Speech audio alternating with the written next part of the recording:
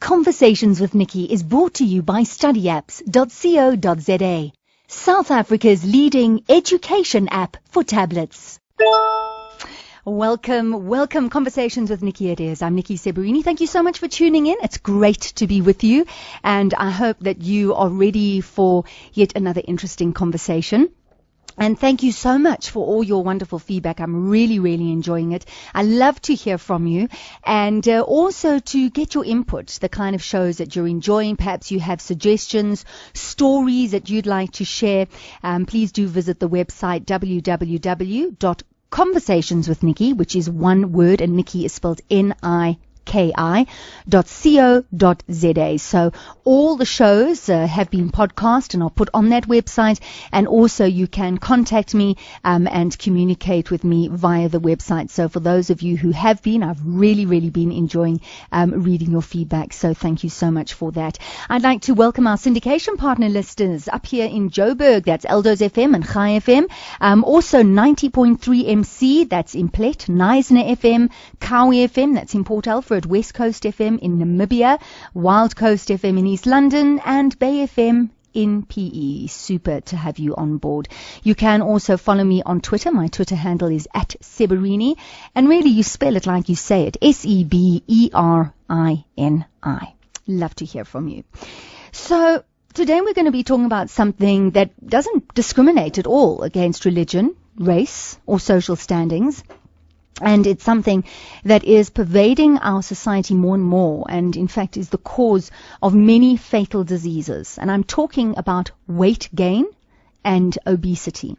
Now there's the Atkinson, the Zone, the South Beach, the Dukan, the cabbage soup, the cheetahs, and really the list goes on and on and on. And I'm talking about a list of diets and weight loss plans used by millions of people all over the world every single day, and all in the quest to shed those extra kilos. Now, for some people, it's very easy, and for others, it's a lifelong battle. Now, on today's show, we are not going to be discussing which weight loss program is best and why it's best. We're rather going to be listening to some personal stories of strength and hope.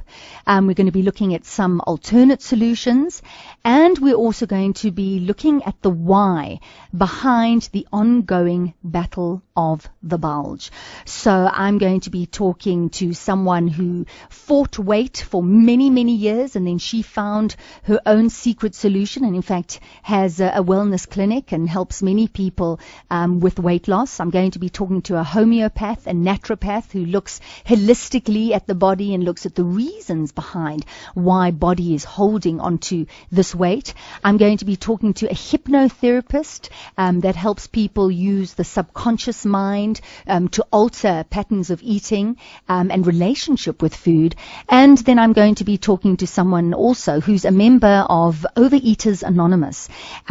She's not going to be representing Overeaters Anonymous, but rather she is going to be sharing her story of hope and really what she has had to overcome. So Paula will be joining us in the studio in a while, and then I'm going to be talking to Claire. But I think let's get started looking at hypnotherapy, and let's look at the fact that obesity in this country is a huge problem. Someone told me that we are the third fattest nation in the world, and I think that is a frightening statistic. We have been placed third in the World Obesity Rankings. This is according to the Compass Group Southern Africa's 2011 report. And this is really a game changer because it's proof that fatness doesn't have to be an exclusively first world problem. And the South African Institute of Race Relations recently reported that almost a third of black South African women are obese, followed by colored, white and Indian women, and a quarter of whom follow suit. And interestingly enough, 18% of white South African men are obese, a fact that tips the demographic scales of gender and race and their link to obesity. So while women are usually more inclined to be overweight, the alarming percentage of obese white men in South Africa calls for further scrutiny. So we are going to be looking at this. I do believe that we have our first guest. We're going to say hypnotherapy. That'll come in just a moment. We do have Dr. Claire Saunders on the line, homeopath and naturopath. Claire, thank you very much for joining us. Thank you very much. It's good to be with you. So I'm sure the statistics that I've just been reading out are not new to you. Why, Claire, are we getting fatter? Okay, well, of course, basic foundation principles, I think, have changed. So the healthy diet and lifestyle principle has changed radically because of the rushed, fast-paced life we tend to live. So the people might be having a low consumption or intake of food, but the food choices they make are so highly refined or processed. High in sugar, high in fat, and the big problem is high in additives such as MSG and aspartame, which can play havoc on one's chemical balance in the body, neurotransmitter balance in the body, and most importantly, hormone balance in the body. And those are two nasty culprits which are contributing a lot, I feel, to this weight gain and obesity epidemic. And the one is stress, which causes a big increase in cortisol, stress hormone in your body, and along tandem with that can cause a spike in blood sugar and insulin levels. And the second big thing is the increased rise in what we call toxic xenoestrogens, which are foods which mimic estrogen in the body. And a lot of that comes from the pesticides and the plastics and the chemicals we are exposed to in our environment. But a lot of the time it is contaminated in the food that we eat. How does it affect us so that we put on weight from it? It affects the fat receptor molecules in the body, and that the body holds onto and stores these xenoestrogens. Estrogen as a hormone in our body is good in that it does support and build the body, but obviously an excess supply of it in the body leads to estrogen overload. And in women, it often can present in many other ways besides weight gain as hormonal issues. And in men, it's becoming more of a problem, and it can be linked to male infertility and also later on prostate problems. And a good, wholesome diet, high in fiber, high in green leafy vegetables, is part of the process to actually remove these xenoestrogens from the system. And then specific targeted supplementation can assist in that, of course. But Claire, so you're a homeopath, and, yes. and homeopathy looks at the body's ability to get the body right. Am I correct? That's Very right. simply put. Yes, that's right, and to work with the body, but it is always a holistic view. So one has to work with each patient as an individual, but from a holistic point of view, you can never separate the body from the mind, and one has to always remember the emotional side of things and the stress side of things, which is another big side to things. Research has shown that people that tend to have more sleep deprivation or don't sleep according to a natural circadian rhythm tend to be more obese, and you often see that in your night shift workers. So simple strategies of good sleep hygiene can go a long way to better health, not just weight balance, but hormone balance, blood sugar balance, and stress management. What do you mean by sleep hygiene? I mean, what is the correct way of sleeping, or the number of hours we should be sleeping, and why are we getting fat from not sleeping properly? When you should follow a good circadian rhythm, meaning that you generally should go to bed at a similar time of the night and wake up at a similar time. So 10 o'clock, waking up the next day at 6 o'clock, and too much of 2, 3 a.m. in the morning and trying to get up the next day upsets that normal circadian rhythm. Right. During the night when we sleep, our body naturally produces growth hormone, which aids in the repair and building up process of the body. And if that is not produced, you tend to then have a bit of a deficit, and then your body never completely repairs and recovers from the day before. And that does lead to neurotransmitter imbalances, so you tend to have lower serotonin levels. Serotonin is that happy neurotransmitter that makes you feel happy and less anxious, and also plays a big role in appetite, in ensuring that you don't eat for emotional pick-me-up. You eat because you are hungry. The upset in the sleep has also been linked to high blood sugar levels and stress hormones. Your stress hormone cortisol would be naturally higher often that next morning, which means blood sugar spikes. So it's basically a dance and an interplay between the hormones, and a constant dance. And simple factors, you don't need to fill all the holes, as I say. Simple strategies can repair many, many different things in the body. And sleep is a big one. And it's a foundation for many programs. You spoke about stress, and you spoke about cortisol levels and how it affects the blood sugar. Yes. Cortisol, I mean, we need cortisol in our bodies, don't we? Absolutely, yes. Cortisol is, you can think of the drug cortisone. It's a lovely big blanket, and it covers everything, and it protects you from inflammation. And cortisol is needed to allow our bodies to be protected against daily stresses. Cortisol naturally is picked up when we wake up in the morning, and that allows you to get up and get going and get through the day. People who have burnout often show on blood or saliva testing low morning cortisol levels. But people in an acute stress phase tend to have higher levels of cortisol than they should have. And that puts them into overdrive, and it leads to that burnout of that nervous system. And too much cortisol, and if you think of the drug cortisone, tends to cause weight gain, and it's typically around that abdominal area. And the biggest problem there around that abdominal area, that central abdominal obesity, is that's where all your vital organs sit. Right. And the fat sits between those organs and compromises their function. And measurements of weight on a scale are a measure of one way to determine whether one is overweight, but generally we've moved on from that, and we would do what we call a BMI measurement, or we do body fat percentage measurements, which can be done with specialized machines, where you can actually determine how much weight is actually sitting around that central area, and that's the most important. General guidelines are that men with an abdominal measurement, you want them to be below 103 centimeters, and women below 88 centimeters. And that's taking a tape measure and placing it around your waist at the area of the belly button. And that if you do that on yourself, you see it's actually quite a slim measurement that we are aiming for. But that's been determined, a bit of a guideline as where your risk factors now start to occur for heart disease, diabetes, insulin resistance when you are over those measurements. So Claire, what I'm hearing you saying is that even if you choose a diet, because I mentioned when I started off that there's so many diets out there. There's some people who are eliminating carbs and they're just eating proteins, and others who are detoxing and fasting for one day and eating the next day, and some success rates, and it's fantastic. But often we hear the story of people losing weight, and then within a period of time, slowly the weight creeps back.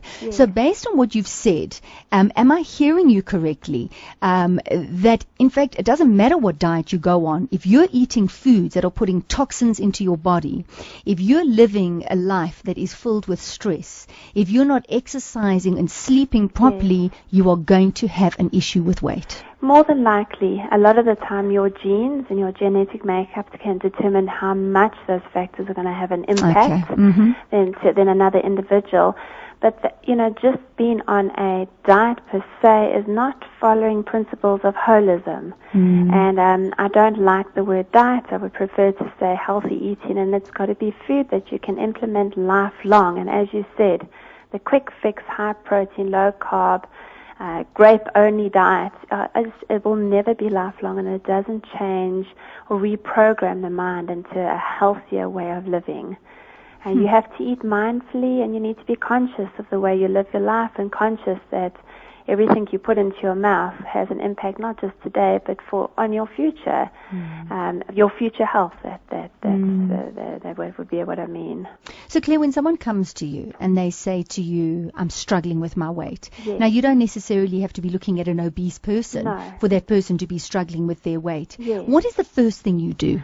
The first would be a clinical assessment where you would take a case history, learn a little bit about the patient, what they actually eat from a diet diary, the lifestyle that they live, how do they sleep, what are their energy levels like, what are the stresses they are exposed to, what supplements are they taking, what medication are they taking. There's many medications that people take that can contribute towards that weight gain. The hormone replacements and estrogen therapy medications and antidepressants can sometimes contribute towards that. It's not a definite, but these are things that one has to look at. And then you'd need to look at what are the blocks that might be interfering with their body's ability to lose weight. Has their thyroid function been checked? Is there any underlying hormonal issues, such as I mentioned earlier on, an estrogen dominance? What is their liver function like? What is their blood sugar insulin balance levels like in the body? Mm-hmm. And those factors would need to be looked at and ruled out. And then, of course, then looking at the diet and seeing where one can make changes. And, of course, exercise would be important in that protocol. This sounds like a long process. Is it very costly for people to do this? Perhaps some people listening think, oh my goodness, I can't afford to possibly have all of those parts of my body tested. Maybe I should just go for a starvation diet. No, medical tests such as blood tests, which myself and practitioners would do, and investigative procedures are always done, not as a last resort, but they are to confirm something that you may already suspect and you need clarity. Mm-hmm. So a batch of blood tests is not ordered as a standard, and that's not necessary. Right. That is why the clinical assessment would be done first, for you to determine where the problems may lie. And a simple look at energy patterns in the body through the day can determine whether you might have thyroid function risks or a bit of a burnout. Oh, interesting. Yes. But listen, we're looking at physiological, we're looking at the body. What about the emotions? What about past programming as well? How do you deal with that? That's huge, and that often has to be done in tandem with the person working possibly with a psychologist, or along with, doing exercise therapy. But there are many supplements that can be given to balance the neurotransmitters in the body to support them along the process to controlling their appetite and keeping focused in the program. So, for example, one can often look at personality types, and you find that you have the sad emotional eater, which tends to eat because they are depressed, or PMS, and eating of high sugary foods tends to pick up those serotonin levels and make them feel better. And often there is an underlying serotonin deficiency, which can be corrected with diet by balancing and having enough protein in the diet, small regular meals, of low glycemic index, meaning that it's not too many sugar spikes.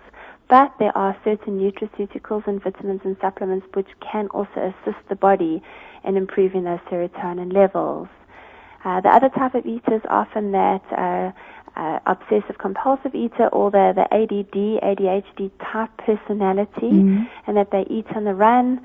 They don't unconsciously remember what they've eaten. They can't resist temptation and will stand at a table at a buffet and have to pick on everything. And they're often an individual which also shows those traits in the work that they do or the lifestyle that they live. And, there would be targeted supplementation that could be given to help them improve their focus. And it is a process. Yeah. And when one says how costly is it, the basic foundation principles always come down to diet and lifestyle, and programs then can be built around that depending on the support that the person needs. And as far as quick fix goes, it would not be a quick fix if one looks at how long one took to get to where one is now. One has to give it the body time to get to that new place. And you don't want to lose weight too quickly. A lot of toxins are stored in the fat cells in the body. And these quick weight loss diets that don't support your body release a lot of toxins into the system. Oh, really? And that is what often leads to those terrible crashes in blood sugar levels, the fatigue, the tiredness, the headaches, the moodiness, and immediately you're going to go back to the diet that you lived before because you actually felt better. Slow, steady weight loss is the way to go, and supporting the body with quality nutrients in your diet, but also antioxidant supplements and liver supports can protect you from that toxic overload that you suddenly become exposed to. I must say, listening to you, just based on what you've said, and if I think of going on a diet and someone or some diet dictating as to what you should or shouldn't be eating, as opposed to taking your health back and eating in a way that supports your life in a healthy way. Yes. Your way, it feels like one is in more control. Absolutely, and it's exciting because you're not just changing your weight, you're changing your health, you're changing your your attitude towards life, and your change in your prospects for the future as to the longevity and the way you choose to live your life. Absolutely. I love that. Listen, you're doing a talk on detoxing coming up in November soon, I believe. Yes, I'm partnering with a lady called Heidi Mayer, who's a professional organizer, and it's a free talk, and the 9th and the 10th of November in the Fourways area. But the seating is limited, and we're almost fully booked for the Saturday. Oh, my goodness. Okay, so people must contact you. And is there a website that they can visit? They can email me direct. That would probably be the best. All right, super.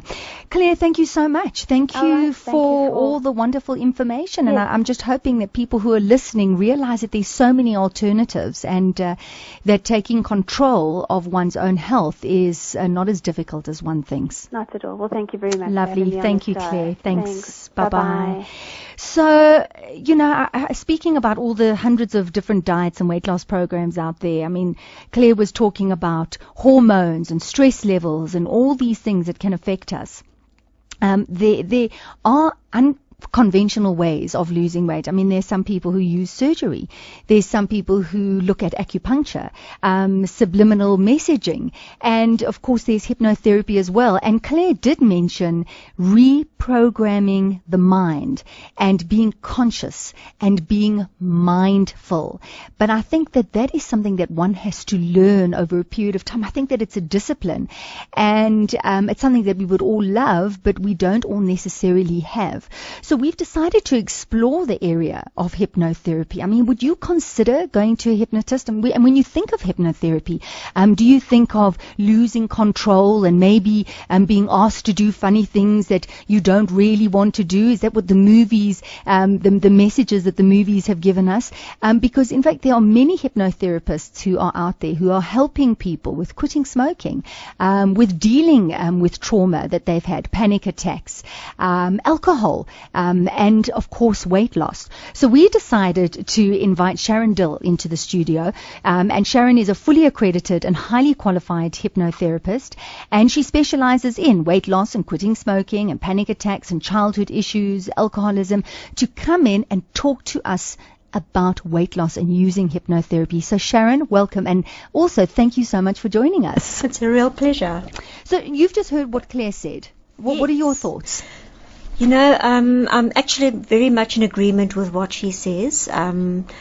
She's actually like spot on. So many, it's interesting because so many things that she actually mentioned, I'm actually sort of figured out by myself, and it's great to have that confirmation that I'm on the right track, and that she was, I actually 100% agree with pretty much everything she said. So how does hypnotherapy work? Is it like I said, what you see in the movies where people, lose consciousness and they start acting crazy and doing weird things? No, not at all. Hypnosis is actually a state of mind that everybody goes into every single day of their lives. Just before you go to sleep, when you're not awake and you're not asleep, that period just before you fall asleep, yes, you're actually in hypnosis. And pretty much when you're lying on the beach, listening to the waves and everything sort of fades into the distance and you get into that lovely dreamy feeling. Oh, it's a nice feeling. Yes. You're actually in hypnosis. You're even in hypnosis when you are reading a book. Is that what they call the alpha state?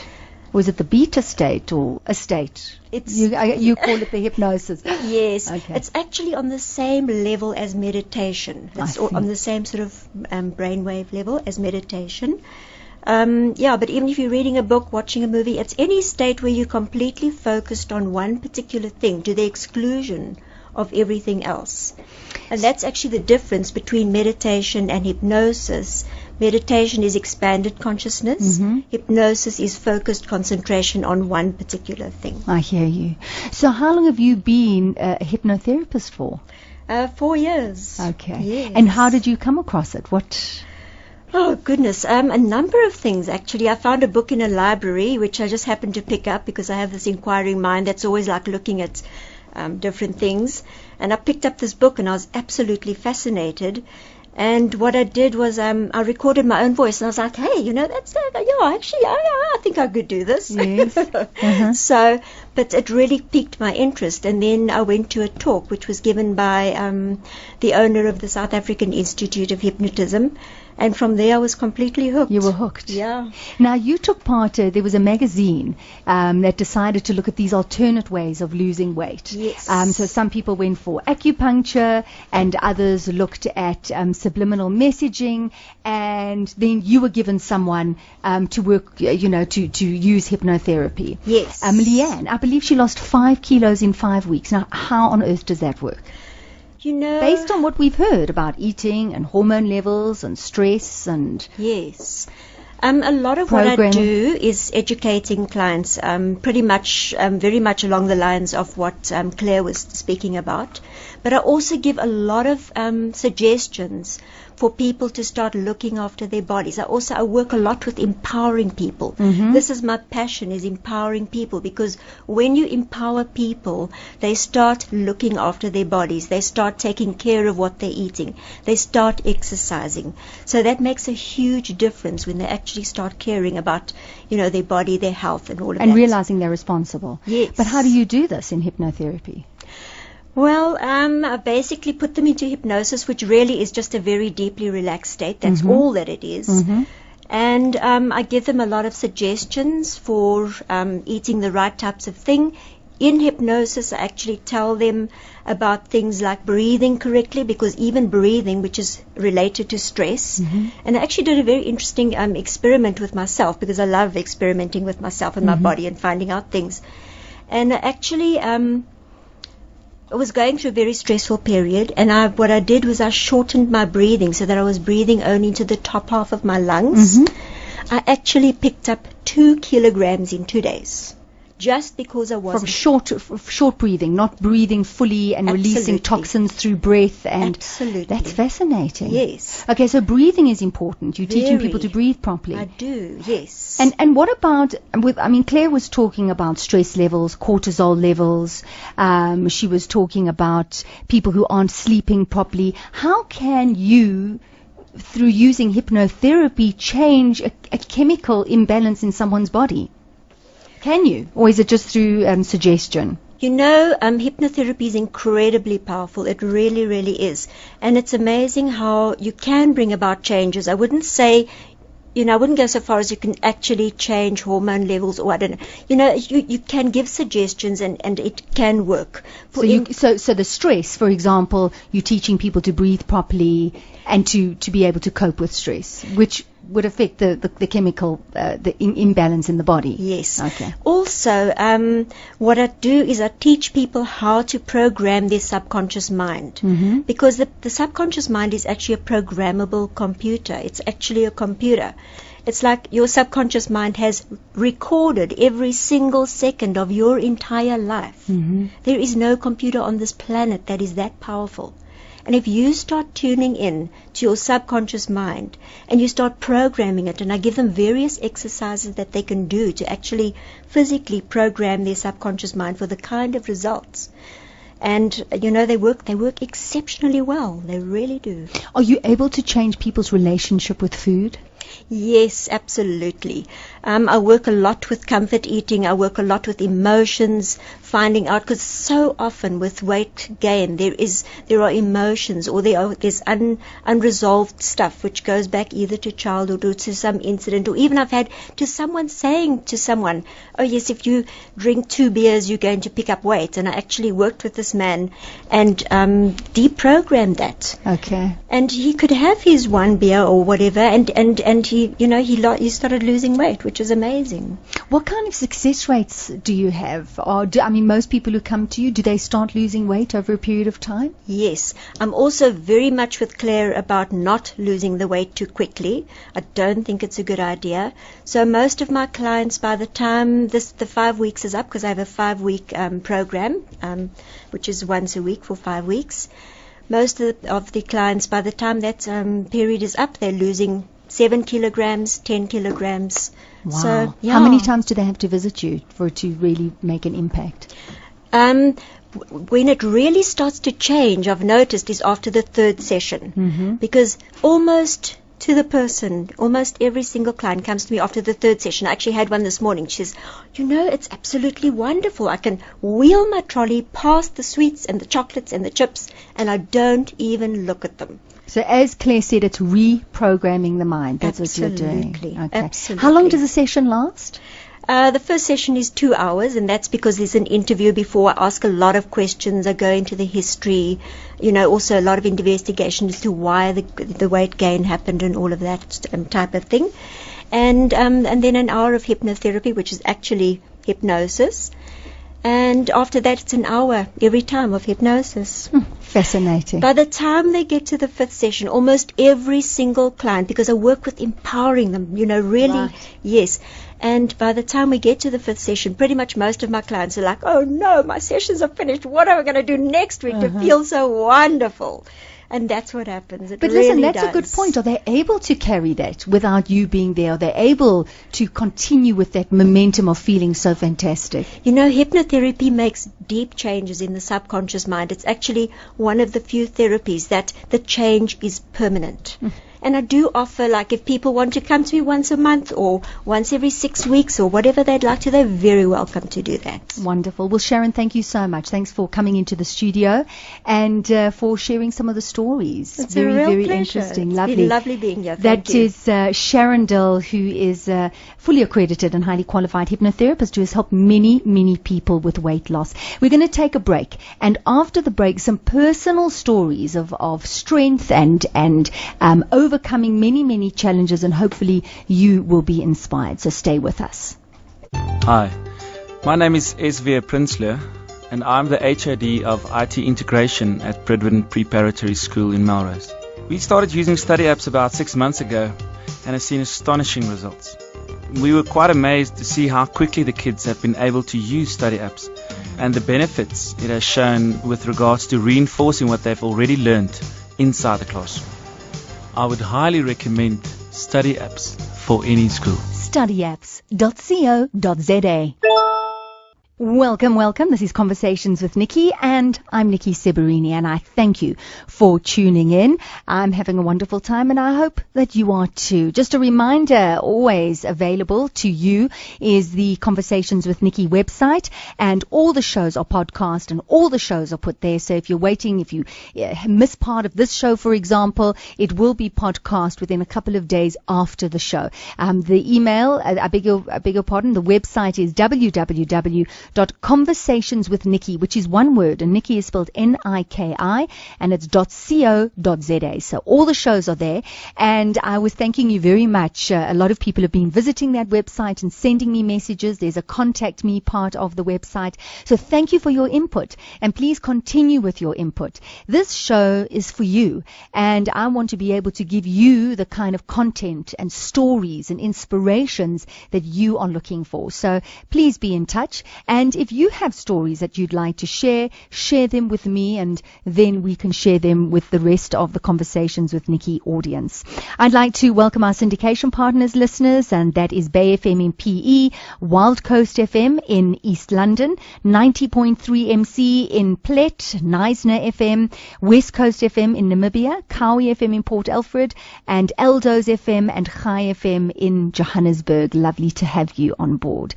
So we're talking about something, as I introduced a little bit earlier, that really does not discriminate against religion, race, or social standings, and it's something that is just moving and growing rapidly within our society, and it's causing huge problems, and people are suffering from fatal diseases, and that, of course, is being overweight and looking at obesity. And I was shocked and horrified when I heard that South Africa rates number 3 in the world in the number of obese people that we have, and especially growing in children. And this, of course, we're looking at diabetes, and so many children as well as adults are starting to suffer from type 2 diabetes. We're looking at cardiovascular diseases and many more. So this is not an issue that we can gloss over. This is a very, very serious issue.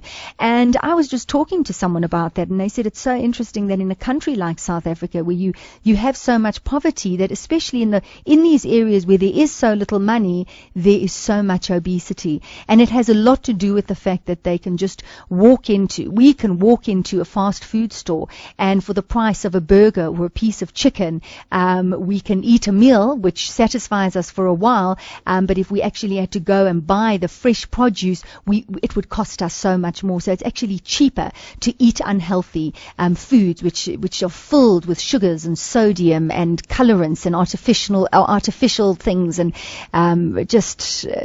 foods that are not good for us at all. So that is why we're talking about this today. And as I said, we're not focusing on a particular diet. There are so many diets out there. I was talking to Dr. Claire Saunders, who's a homeopath, a naturopath, and she was talking about taking charge of your own body, looking at the hormones and looking at your stress levels and looking at your sleeping habits and how are you living and what is your relationship, and then looking at hypnotherapy as an option, reprogramming your mind. How do you feel about yourself? How do you see yourself? And what is your relationship with food, and why are you eating? And there's so many different ways and approaches to losing weight, which is always lovely to then hear other people's stories, because you and I have our own stories, but to hear another person's story, maybe we can see a little bit of ourselves reflected in those stories. So we've decided to invite some people onto the show to share stories with you. And I have Paula Galvao, who is the founder of Eden Life Wellness Clinic, to share her story with us, because this is a real success story and she's helped many, many people lose weight. Paula, thanks so much for joining us. It's a pleasure. Thank you so much, Niki. Now listen, at the age of 25, you lost a whopping 55 kilograms. That's a whole person. Yes. I want to ask you, were you always overweight? Yes, I was a fat child. I became a fat teenager and grew into a fat adult. So what do you mean fat child? I mean, was it the food that you were fed? Were you just had a leaning towards holding weight? Nikki, I was fed the pasta, you know. I love that. My father is a chef. Yes. Yes, and we had many Italian restaurants, and we worked in the restaurants, and we were fed the pasta, the lasagna, and all the delicious Italian food, you know. And many were the carbs, and many were the chocolates and ice cream. Many was it. And eventually, growing up as a teenager, I was hugely obese. When I matriculated, I was overweight. Going to university, I became even more overweight. But throughout my life, I was always aware of the fact that I was different to my peers. I was aware of the fact that I was different to my friends. I was aware of the fact different because physically you look different. Because physically I looked different. I was aware of the fact that they didn't accept me as one of them. And I was aware of the fact that I always had to do more to become one of them. So throughout my school career, I was always trying to excel. I was getting straight A's in matric. I was head girl. I was on the junior city council. I was forever trying to excel, simply to become one of the gang, one of the group, to be accepted. But I was never accepted, and I really didn't understand why. Even at university, it wasn't okay to just go to university and pass. I was in first year, and I started the Wits Fat Persons Association. You did? I did. Interesting. And our entire logo was, and motto was, fat is fine. It's absolutely perfect to be fat. Did you believe it? Absolutely not, you know. Okay. But I had to try and drum it into everyone's head that it's okay to be fat. You know, especially when you're at that age where you're noticing the opposite sex and they're definitely not noticing you, or they're actually repelled by you. So that was a very difficult time. I became a pharmacist really to help me develop some potion or some mixture or something to try and lose weight. And throughout my years studying at pharmacy while my friends were on breaks, I would be running to the library, doing research, mixing up different potions, sitting in the lab with all the Bunsen burners. No, it wasn't quite as dramatic as that. But really I was busy mixing different potions, doing safety tests, stability tests, and trying to find something to help myself lose weight. Okay, so let me pause, because I now know it's Paula, not Paula. That's right. With that background, it's a Paula. Okay, so what was your eating pattern at that stage? I mean, you ate lots of the pastas and the ice cream and the good food and whatever, and you carried it from being a child to teenager, varsity. You're a young woman finding yourself in the world, looking for that secret formula. But how were you eating? Shockingly. my very reason for getting up in the morning was to get 2 bar 1 chocolates out the cupboard. Okay. So that, I mean, the very reason for taking my foot out of bed was to head for that corridor cupboard to grab my 2 bar 1s. And how did you feel after you ate it, Paula? I mean, did you love yourself? Did you hate yourself after doing it? Despicable, absolutely despicable. I hated myself. I remember after I graduated my first year as an intern, I would spend many lunches sitting at the restaurant in the mall where we would work, and I'd sit scoffing 2, 3, 4 pies often. And people would walk past and look at me, and I'm sure they were thinking, oh my word, I was already huge. I was already wearing a size, I think, 48 skirt. I was really enormous. But the pies really wouldn't fill me, but I just keep scoffing them. And what really was my problem at that stage is I really didn't see anyone else who was fat that had lost weight. And every dietitian I went to, I used to say to them, can you show me someone who you've made thin? Can you show me pictures? And those were the days before photo editing. And not a single person could show me pictures. And so it felt hopeless. It really felt hopeless for me. And I really knew that I had to keep working on this. Until one day, by the grace of God, really, Niki, I came across the right formulation for me. And I started taking the correct combination and started losing weight. So what? I mean, are you talking about putting a whole lot of chemicals together? Are you juices? No. And as I was growing up, I really saw 2 sides to weight loss. I saw the side where people would just take anything off the shelves and abuse their bodies, end up with kidney failure. And even while I was at Wits, I used to visit people at Joburg Gen with kidney failure. You're talking about laxatives? I'm talking about laxatives, diuretics, appetite suppressants, things that can really harm your body. So this is something that I really saw the abusive side of weight loss. But on the other hand, I really saw the safe side of it, which is what I was using. I was using herbal medicines, allopathic medicines, to assist me with craving control, which is really where my problem was. It was constant craving. I mean, I would eat an entire meal at night and still be hungry. I'd go to bed with a bar 1 in my hand. So, there was never a satisfaction point. And what about the programming? I mean, if you're programmed to eat this way, and if you're not feeling full, because your stomach is full, but you're not feeling full, so how do you deal with that? Was there an emotional aspect? I hear what you're saying through the herbal remedies and that it's going to help with the craving, but what about from that perspective? You see, that's exactly it. At that point, I didn't really understand what was going on. Right. Now, years later, now that I've studied it and developed a career out of it, I understand that not ever feeling full is leptin resistance. I never had that leptin trigger, so I never felt full. That was a constant nighttime hunger. That was leptin resistance. The constant craving through the day, that was insulin resistance. If I had to sit back and analyze what I was feeling now, I'd sit back and say insulin resistance, leptin resistance, adrenal resistance. This and this. I'd sort it out quick. No problem. But in those days, I didn't really know. Can you just share with us before we continue, when you talk about leptin resistance and insulin resistance, how does that affect your weight? Okay, well, insulin resistance, we found that 90% of people who are overweight are what we call insulin resistant. And what happens to them is when they eat starch, they release excessive amounts of insulin. Most people would release normal amounts of insulin. They would get a rebound drop of the happy hormone serotonin in their brain. And then they would start to crave excessively. So most people will just release insulin when they eat starch, and that would be it. But someone who's insulin resistant will release too much serotonin and too much insulin, have a drop in serotonin, and then crave excessively. So you'll have this whole rebound cycle happening.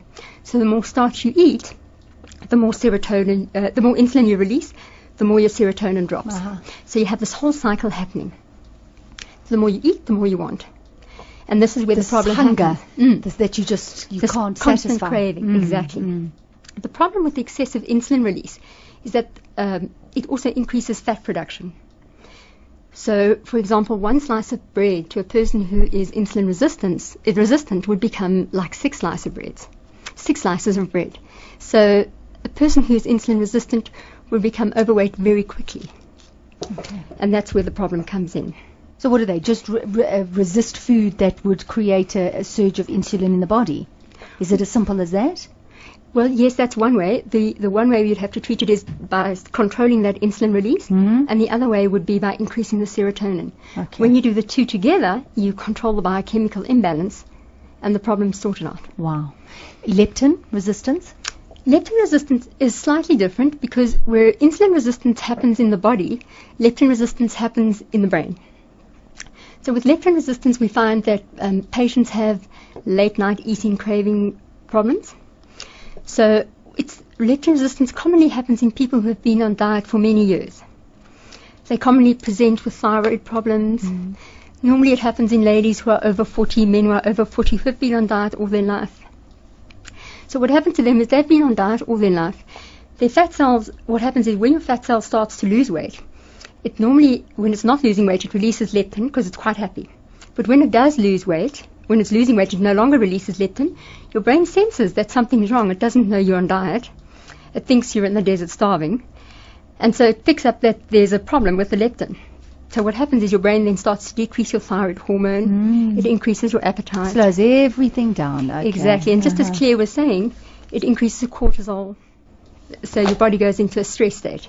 And that's when you get the leptin resistance. So are you able to identify this very quickly in one of your patients? Yes, you're able. There are, the one thing about weight loss, which is really quite a pleasure, is there's no grey. It's very black or white. You can do blood tests. It's really a scientific thing. So it's blood tests. You can see exactly what the problem is with the patient. There's no guesswork. It's quite simple. Black or white. If you create the right conditions, the weight loss happens.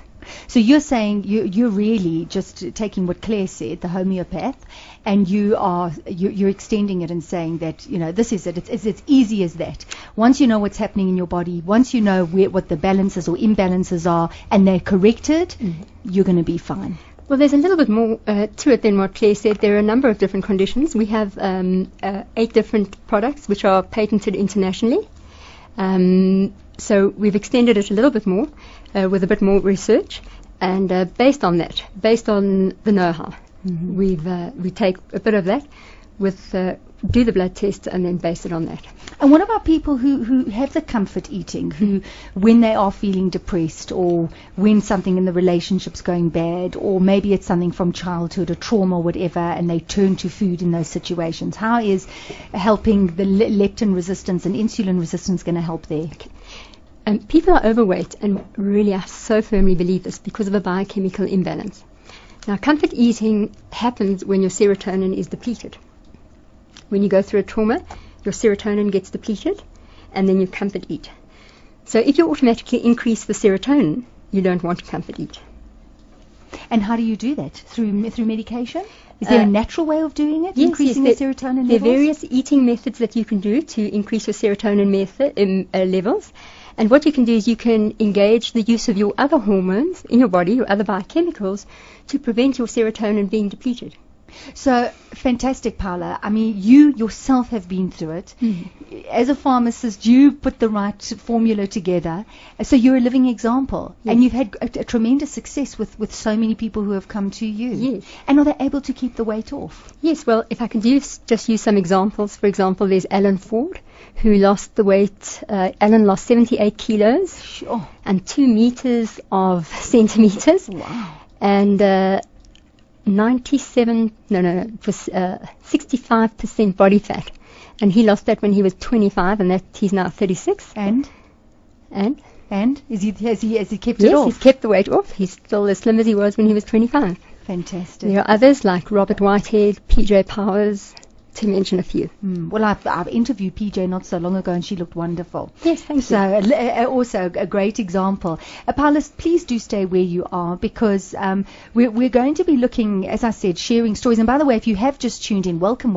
It's great to be with you. I'm Niki Seberini. This is Conversations with Niki, and we're talking about a subject which is it's so important to talk about it in South Africa today, because so many people are suffering from obesity, being overweight, and carrying it through. And emotionally, it's so draining, and physically it's so draining, and it permeates in all areas of our life.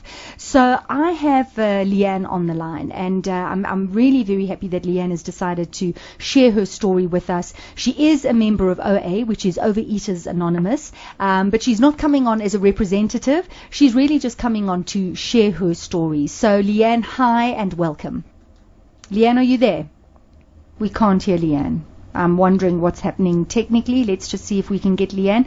Let me continue and we'll see if we can get Leanne. Just a reminder though that if you would like to hear this show again, the show will be podcast and you can go to the website www.conversationswithniki.co.za. It's one word and Niki is spelled Niki. And this show will be on the website within the next couple of days, so you will be able to get it then. Paula, just going back while we're waiting to get Leanne on the line. So when you were 25 and you shed these 55 kilograms, were you just filled with this overwhelming sense of eureka? I have found something and I want to share it with other people. You know what? Initially it was such an adaptation because I had lost the weight, and for a good 2-3 years thereafter, I was quite convinced that I was going to regain the weight, having done that so many times before. But when I was losing the weight, many of my friends saw me losing the weight, wanted to use whatever I had used, and I was giving them the products I had used and the program that I was developing, and it developed as I was using it. So there wasn't a set program. I was developing it by trial and error. I was using this, then seeing if it worked, using this, seeing if it worked. And then they would lose weight, their friends would come. And eventually I was giving so much product away that I nearly went under. Really? So I thought, well, I best start charging for this. And that's how Eden Life was born. It really was a lemon into a lemonade. Wonderful. Fantastic. I think that Leanne is there. Hi, Leanne. Are you there? Hi, Niki. Welcome. You missed my introduction a few moments ago, but I was just saying thank you very much for joining us and for sharing your story. We do appreciate it. Thank you for giving me the opportunity. Oh, well, it's wonderful. Perhaps you can just tell us, Leanne, we chatted a little bit earlier, and you said that you always had a weight problem. Yeah, since I was 4, I think that my mom always says, as a little girl, I was always overweight from the time I was 4, and as long as I can remember, just struggling with my weight, always being fat, feeling fat, looking fat, it was just really just such a big part of my life for as long as I can remember. I'm 43 now, and I don't ever remember a time where weight hasn't been an issue. Can I just ask you something, Leanne? Was food used as something to comfort you, as a reward? Can you think of those things that food was used that way, or do you just think that you really enjoy food and it became an issue? Before I went to Overeaters Anonymous, I always used to think that I just loved food, and so that was why I couldn't lose weight, because I just loved food too much. Right. But when I got actually involved in the program and started looking at my relationship with food, I realized that food really was my source of comfort. It helped me mask feelings. It helped me stay numb towards uncomfortable feelings that I didn't want to face. So it could have been feelings of anger, it could have been sadness, it could have been tiredness, any number of feelings. Food really helped me to mask those feelings. So it definitely was a comfort food, and it definitely was a source for me of more than, it wasn't a matter of food was fuel. It was really, food was a huge emotional crutch for me. You said that you went on many diets and that losing weight wasn't difficult, but you always put the weight back on. Yeah. When I went to Overeaters Anonymous for the first time, I had recently been to a dietitian, and I had lost 18 kilos over a length of time, and then I had put back 14 of them. So this was the umpteenth diet that I had been on up until that point in my life, where I had lost in excess of 10, 15, 20 kilos, and within 3, 4, 5 months, weeks, whatever length of time, I had put it all back on. And I just knew that there was really nothing more left for me. It wasn't a failure on the dietitian's part. It wasn't a failure on the diet's part. It just wasn't sustainable. So the losing the weight wasn't what was difficult, but for me, it just felt like I was putting a plaster onto a wound, because by just changing what I was eating and when I was eating it, I would lose weight. It was symptomatic, but the underlying reasons for me eating had never really been dealt with. And until I dealt with that in OA, which is a physical, emotional, and spiritual program, until I dealt with all those areas of my life, it didn't matter what I was eating. It wasn't a sustainable way to keep the weight off. Does OA work on the same principles as AA, for example, Alcoholics Anonymous? Yes, it follows the 12-step program, and exactly the only difference is you substitute the word food for alcohol, but on every other basis it is the same. It's a fellowship of individuals who overeat and who have a desire to stop eating compulsively. So many of the people in the program are thin, many of the people are grossly overweight, and many are just normal and have a couple of kilos they'd like to lose. But it's not about the weight, it's about people who just want to get rid of that compulsion around food, that a compulsion that really for me ran my life and ruined so many opportunities that I had because I was so involved in food that I was numb to what was going on around me. And so it really follows all the principles of all the other fellowships where a drug of choice is having a negative impact on your life, and that's what the fellowship is. The drug of choice being food. And this compulsive eating. Well, not food, compulsive eating. Compulsive eating, yes, absolutely. It's so interesting, Leanne, because, I had Dr. Claire Saunders, homeopath and naturopath, on the phone a little bit earlier, and she was talking about the hormones and stress levels and lack of sleep. I've got Paula Galvao, who's the founder of Eden Life Wellness Clinic, who's talking about that as well, leptin resistance and insulin resistance, on a hormonal level. And then hypnotherapist Sharon Dill, who talks about reprogramming the mind. There are so many elements involved in weight and relationship with food, and as you've said, compulsive eating. Did you ever consider looking at something like hypnotherapy to change that mindset, looking at the comfort eating? I considered everything. I considered everything under the sun, gastric bypasses, everything, hypnotherapy, psychotherapy, everything. I considered all of it because I was so desperate, and I knew that if I didn't lose weight, I had my third child, I weighed 120 kilos, I couldn't get up off the floor, and I knew that if I couldn't get my life in order, I would rather die. I'd never had the courage to commit suicide, but I knew that I couldn't carry on living like that. So I did consider everything, but I think that my experience has been is that I was so unhealthy before, physically, hormonally, everything. My body really was very unhealthy. I was often sick. My hormones were completely out of sync. My cholesterol was high. I was certainly pre-diabetic. And since getting my food in order, I've been in the program for 8 years now. Since getting my food balanced and losing around 40 kilos and keeping that off over the last 5-6 years, and living a different lifestyle and having a spiritual component to this, and dealing with my emotional issues on a daily basis, literally, all of that stuff seems to have balanced out. So I think that it's a bit of I think that everything is connected. So, and this is what I was saying before. For me, my experience was that I couldn't just deal with one element of it and expect everything else to fall into place. But when I dealt with all of it, it all did fall into place. And when I say deal with all of it, it was dealing with the physical, dealing with the emotional, and dealing with the spiritual side of it. All of those other things kind of balanced out because I am living a more balanced life. It's not a perfect life. It's not to say that I don't ever compulsively overeat and that I don't ever want to binge or that I have everything worked out. But it just means that I have a different way of dealing with it now. Right. And that for me has brought a balance to my life. So because that part of me is in balance, my hormones and the rest of me seems to have balanced out as well. And a lot of the things that I suffered from physically seem to have gone. You talk about a spiritual component, and I know that the AA works on, and Narcotics Anonymous works on the principle of handing the power over to a greater force, or whatever that is for you. And so interesting that you use those same principles at Overeaters Anonymous. I think that I could only imagine that must be so much more challenging is that when you're dealing with narcotics or when you're dealing with alcohol, you're eliminating it. Well, you're trying to at least eliminate this demon or whatever it is from your world. But with food, you have to face that every single day because you have to wake up and you have to eat. Right.